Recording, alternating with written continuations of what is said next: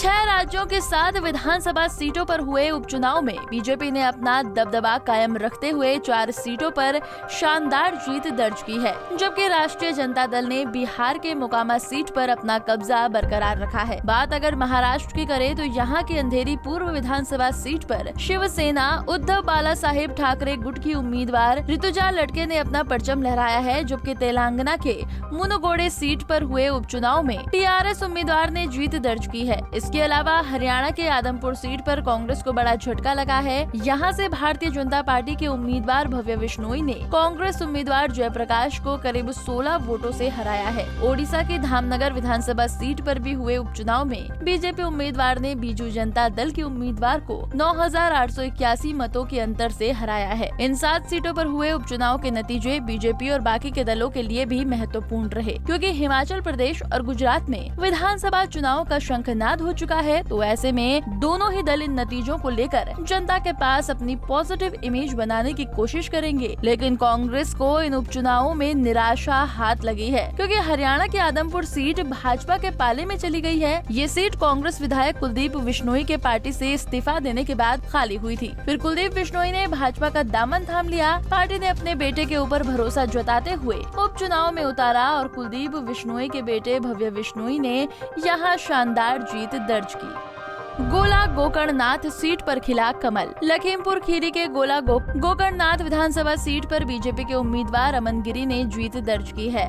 अमन गिरी का मुकाबला सपा के विनय तिवारी से था। इसके अलावा 4 निर्दलीय प्रत्याशी भी मैदान में अपनी किस्मत आजमाने उतरे थे। बसपा और कांग्रेस ने इस सीट पर अपना प्रत्याशी नहीं उतारा था। गोला गोकर्णनाथ सीट बीजेपी विधायक अरविंद गिरी के निधन के बाद खाली हो गई थी।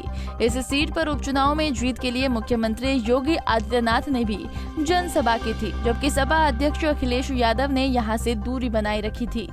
कांग्रेस ने खोई आदमपुर की सीट। हरियाणा में आदमपुर विधानसभा सीट पर कांग्रेस का कब्जा था, लेकिन यहां से कांग्रेस के विधायक रहे कुलदीप बिश्नोई के कांग्रेस से इस्तीफे के बाद ये सीट खाली हो गई थी। बाद में कुलदीप बिश्नोई ने भाजपा का दामन थाम लिया, तो पार्टी ने यहां हुए उपचुनाव में उनके बेटे भव्य बिश्नोई पर भरोसा जताते हुए चुनावी मैदान में उतारा। भव्य बिश्नोई ने कांग्रेस प्रत्याशी को करीब 16,000 वोटों से हराया। इन दोनों के अलावा इस सीट से कुल 22 उम्मीदवार मैदान में थे।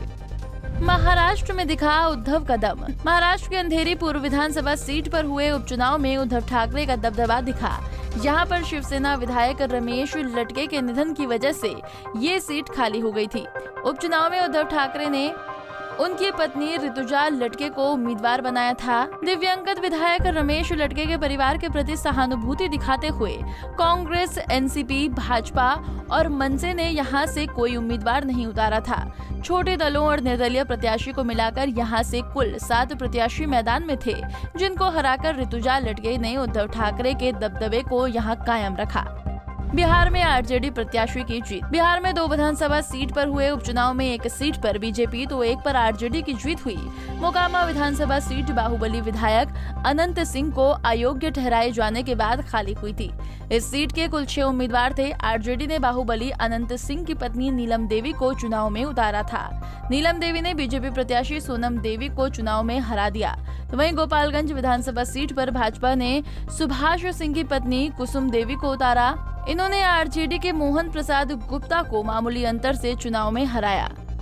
टीआरएस ने तेलंगाना में दिखाया अपना जलवा। तेलंगाना के मुनुगोडे विधानसभा सीट पर हुए उपचुनाव में टीआरएस उम्मीदवार के प्रभाकर रेड्डी और बीजेपी ने के राजगोपाल रेड्डी को मैदान में उतारा था, जहां पर मुख्यमंत्री के चंद्रशेखर राव का पूरी तरह से जलवा दिखा। पार्टी प्रत्याशी के लिए वो खुद चुनावी मैदान में उतरे और नतीजा ये रहा कि टीआरएस उम्मीदवार ने बीजेपी प्रत्याशी को चुनाव में हरा दिया।